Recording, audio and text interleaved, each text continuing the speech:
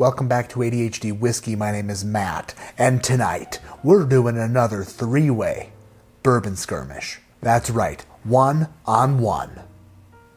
I'm just curious how a couple shelfers stack up against the master. The master tater.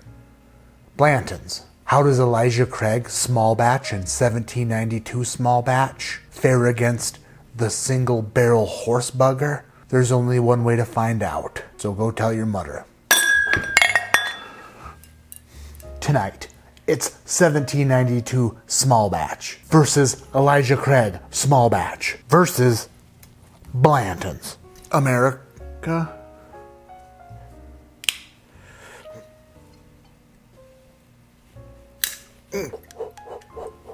America. 1792 will go in glass A. Elijah Craig small batch. America will go in glass B. And Blantons. America will go in C. Mixing them up. Which one is which? Who knows? Mixing them up.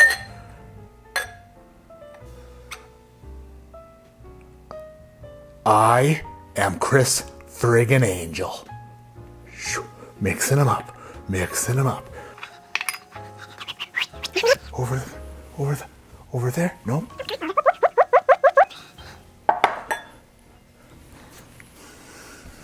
All right. Now I'm totally confused. I do not know which glass is which. And if you don't believe me, then you have not watched this channel for very long. I am what some psychologists refer to as slow. Glass number one. Glass number one is a bit fruity and floral. Little red berry. Little banana bread. Little red berry and banana bread. Nice. Glass two. Different. A little bit spicier, a little bit more jumping out of the glass, a little bit more prominent of a nose, a little bit more caramel and milk chocolate. Nice. Glass three. Oh, what in the mother? Glass three is kind of funky compared to these two. What in the world? Wow, there's something. What in the world? Did I get spaghetti sauce in this glass or something? Weird. Glass 3 has a bit of a funky note, a bit of a spicy funk. Maybe a little bit more barrel, like a wet barrel. All three of them have very distinct noses, and to be totally fair, I don't know which one is which. Glass number one, swirling it and twirling it and having some fun. Light, fruity, sweet, a little bit of a flat cherry cola note, which isn't a bad thing. I like glass one. It's not a mind blower or a leaf blower, but solid, not bad. Glass number two.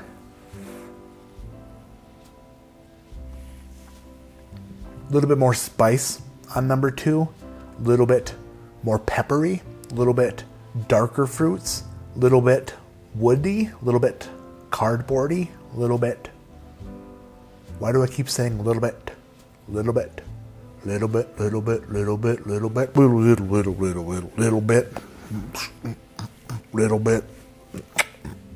little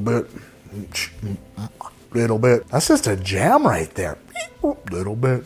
What was I even saying? Oh, musty, a little bit musty, maybe a little bit of a musty note, like your grandma's pantry or her cabinet above the refrigerator that hasn't been opened since 1946.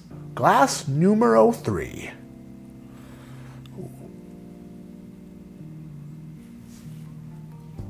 Glass 3, more full flavored than glass 1, and carries the spice and darker fruits like glass 2, but without the pungentness. Let me try 3 one more time.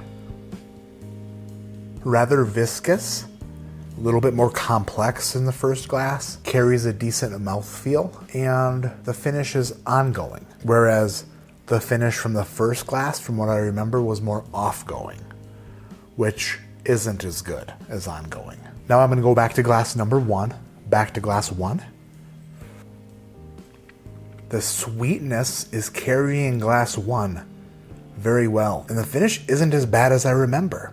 It's not as oily as glass 3. It's not as complex as glass 3, not as spicy as glass 3. But for some reason, the sweetness and just the way it kind of develops on the palate kind of does it for me. I think I have an order.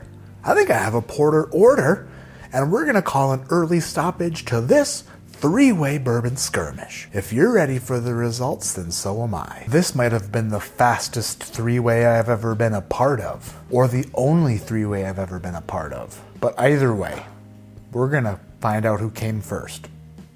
So in third place is glass number 2, and it is letter B, which is Elijah Craig, I think. Pretty sure it was Elijah Craig. I'll have to go back and watch. But that kind of makes sense. It kind of reminds me a little bit of the Evan Williams that has a little bit of a sawdust note to it. I didn't get much peanut on there, which is nice, but there was a little bit of a sawdusty mustiness. And since they lowered the age in Elijah Craig's small batch from 12 to who knows what, typically we'll get more of that now. We'll get more of that youthful Heaven Hill profile. Glass number 1 was in first place. Glass number 3 was in second place. In second place is letter C, which is Blantons. That means in first place today, Glass A, 1792 small batch. 1792 small batch. Good. Really good. The reason I did this 3-way skirmish is because I wanted to know if you go into a store and they don't have Blantons for some reason, like maybe they ran out or something, I don't know, then what is a good replacement that you can just grab anywhere? 1792 small batch is for you. 1792 small batch is like a $30 bourbon and is available a lot of places. I would say if you haven't had it yet, go ahead and pick one up and see what you think, because you can't really go wrong for 30 bucks, right? It's 30 bucks. Thank you for watching. If you like the content, hit the subscribe button. Also hit the thumbs up, leave a comment below. That's going to do it for tonight. My name is Matt. This is ADHD Whiskey, and like I always say, keep your head in the clouds, but your mind on. Have you ever had anything just start playing on your phone before, out of nowhere? In third place was glass number 2. It wasn't bad. I kind of enjoy it. I kind of like it. My name is Kurt. What the How did that just happen? Basement Bourbon Bar. Scared the shit out of me. Out of nowhere. Buffalo Trace Distillery Review. Had a great time with Benchmark and the lower shelf budget stuff. Yep. It was a lot of fun. But on the bar top today, we got some. Am I being haunted by SLB and basement for the record, movie? this is our second time shooting because the first time I forgot to start the microphone. So we might be a little bit more plastered than usual at the end, which that's a good time. SLB Drinks, another whiskey channel who has way more subscribers than me, just started. Is that how they got all their subscribers? Is that how they did it? Out of nowhere. For no reason. Your phone just starts playing their videos at full volume while you're trying to do something, and it just scares the utter shit out of you? Hey, SLB Drinks. How do you make that happen? Why did that happen? To be fair, let's be fair here and honest.